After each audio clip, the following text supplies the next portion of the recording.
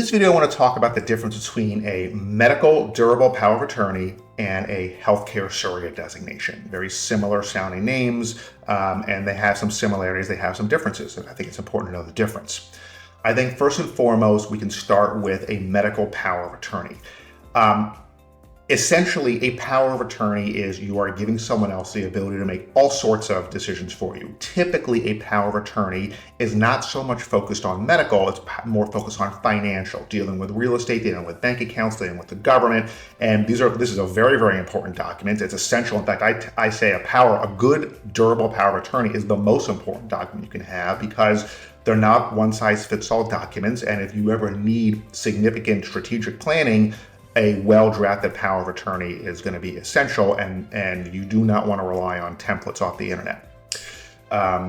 There's that. So within that power of attorney, you can give an agent all sorts of powers. And if you want, you can include medical powers, the ability to make medical decisions, the ability to access medical records. That can be within a power of attorney. Typically in Florida, a medical power of attorney is just a power of attorney that has the specific language that deals with medical related issues.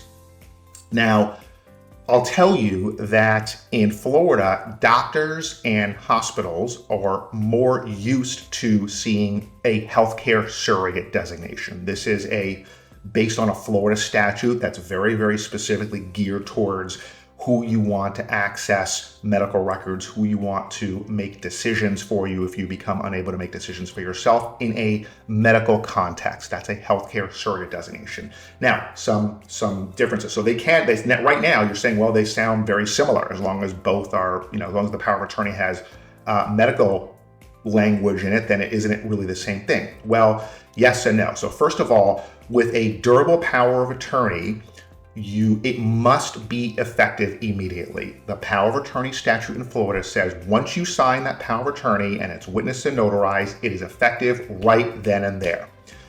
And some people aren't comfortable with that, but they don't have a choice with a power of attorney. With a healthcare surrogate designation, on the other hand, you have the choice. You can make it effective immediately, or you can say, I only want this to be effective for medical decision-making purposes only. It's only going to be effective upon my being deemed incapacitated by one or two doctors. Okay, so that's one big difference. Also, a lot of times you don't necessarily want the same person who's making your financial decisions to be the same person who makes your medical decisions. They can be two different people, which is why I think it's better to kind of split those roles up. Or even if it's the same person, because in Florida, hospitals and doctors are used to seeing the healthcare surrogate, I think that's the better way to go. Another big difference is that the power of attorney is a bit more onerous to get signed. That's because a power of attorney requires two witnesses and a notary. A healthcare surrogate only requires two witnesses, and one of the witnesses cannot be a relative, a spouse, or a blood relative.